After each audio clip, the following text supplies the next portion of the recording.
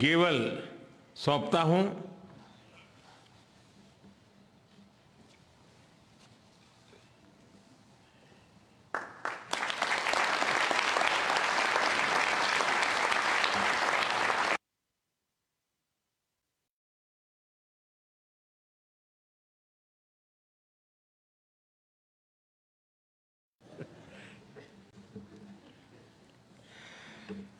मैं राष्ट्रपति लूला को इस अवसर पर अपने विचार साझा करने के लिए आमंत्रित करता हूं। Bem, primeiro, gostaria de dizer às autoridades aqui presentes, suas altezas, aos presidentes, aos primeiros ministros, de que a natureza, ela continua dando demonstração de que nós precisamos cuidar dela com muito mais carinho. Essa semana, tenderness. This week, 3 days ago, in Brazil, a cyclone in the state of Rio Grande do Sul. We had never had a cyclone there, but the cyclone killed 46 people. And we have almost 50 people missing. And this draws our attention because phenomena such as these have been taking place in all different locations on our planet. Well, first I would like to congratulate Prime Minister Narendra Modi for the efficient leading of the Indian presidency of the G20 and for the excellent work done in preparing this summit, and also with all the care that he and they gave us in these days that we spent with you. I thank India for its efforts to give voice, for giving voice to the topics of interest to emerging economies. So I would also like to give my salute to our friend, the representative of the African Union, who is a member of G20. Consolidou como uma das principais instâncias de governança global na esteira de uma crise que abalou a economia mundial. Nossa atuação conjunta nos permitiu enfrentar os momentos mais críticos, mas foi insuficiente para corrigir. And this was not sufficient to correct the structural defects of neoliberalism. The global financial architecture has changed little, and the foundations of a new economic governance have not been laid. New emergencies emerged. Challenges have accumulated and worsened.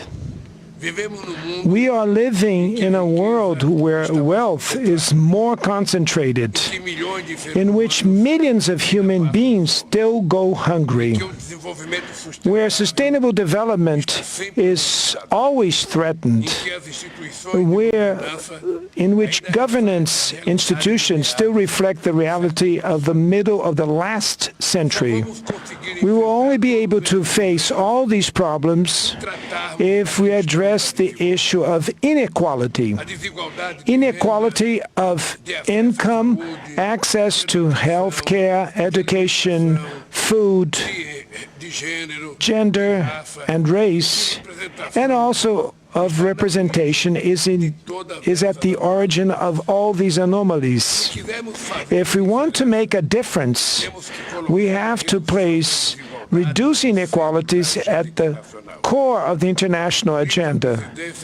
Therefore, the Brazilian presidency of the G20 has 3 priorities. The first one is social inclusion and fight against hunger, energy transition, and sustainable development in its 3 aspects: the vector social, the economic, and environmental vector. And thirdly, the reform of global governance institutions. All these priorities are part of the Brazilian presidency motto, which says, building a fair world and a sustainable planet. Two task forces will be created: the Global Alliance Against Hunger and Poverty and the Global Mobilization Against Climate Change.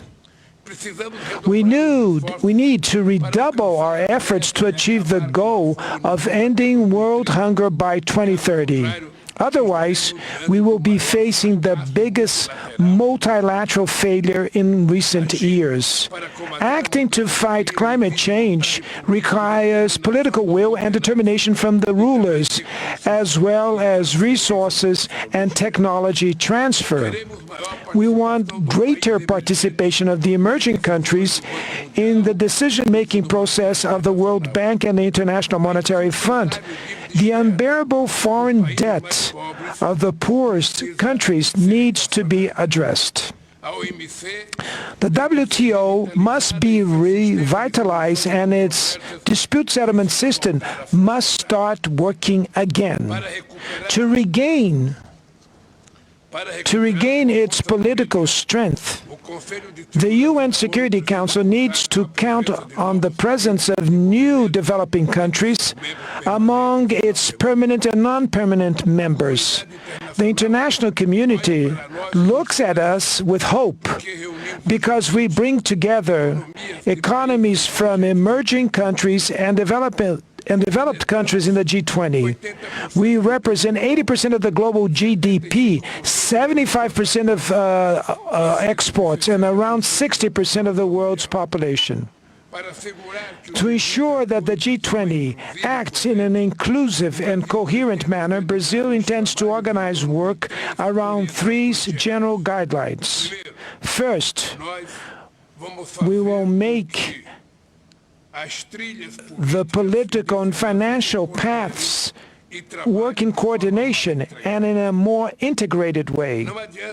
There's no point in agreeing on the best public policy if we do not allocate the necessary resources for its implementation. Second, we have to listen to civil society. There are no governments without civil society. The Brazilian presidency will ensure that engagement groups have the opportunity to report their conclusions and recommendations to government representatives. Thirdly, we cannot let geopolitical issues hijack the discussion agenda of the various G20 levels.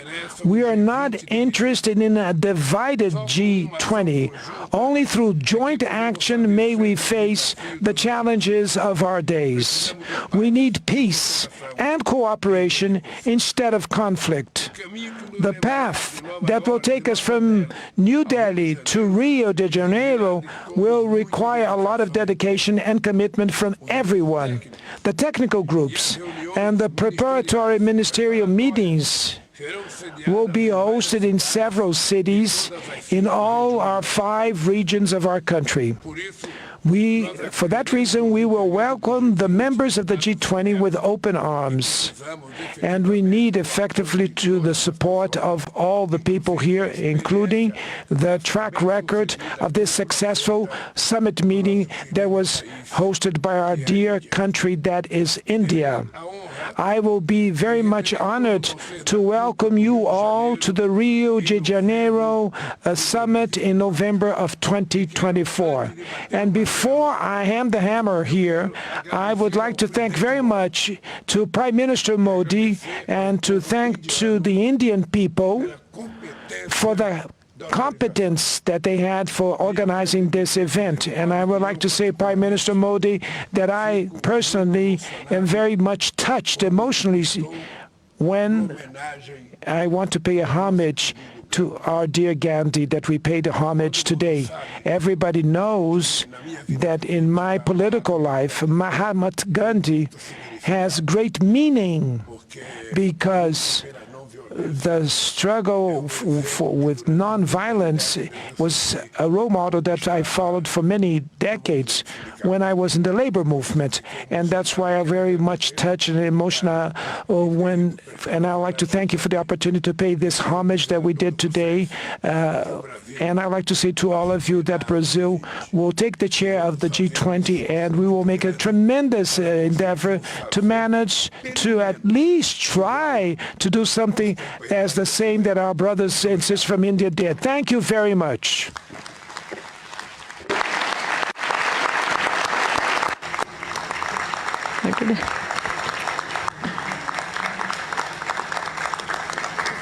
Your Highnesses, Excellencies, जैसा आप सब जानते हैं, भारत के पास नवंबर तक G20 presidency की भी जिम्मेदारी है। अभी 2.5 महीने बाकी हैं। इन 2 दिनों में आप सभी ने अनेक बातें यहां रखी हैं, सुझाव दिए हैं, बहुत सारे प्रस्ताव रखे हैं। हमारी ये जिम्मेदारी है कि जो सुझाव आए हैं उनको भी एक बार फिर देखा जाए कि उनकी प्रगति में गति कैसे लाई जा सकती है। मेरा प्रस्ताव है कि हम नवंबर के अंत में G20 का एक वर्चुअल सेशन और रखें। उस सेशन में हम इस समिट के दौरान तय विषयों की समीक्षा कर सकते हैं। इन सब की डिटेल्स हमारी टीम आप सभी के साथ शेयर करेगी। मैं उम्मीद करता हूं कि आप सब इससे जुड़ेंगे। योर हाइनेसेस, एक्सेलेंसीज, इसी के साथ मैं G20 समिट के समापन की घोषणा करता हूं। One earth, one family, one future का रोड मैप सुखद हो। स्वस्ति अस्तु विश्वस्य, यानी संपूर्ण विश्व में आशा और शांति का संचार हो। 140 करोड़ भारतीयों की इसी मंगल कामना के साथ आप सभी का बहुत बहुत धन्यवाद।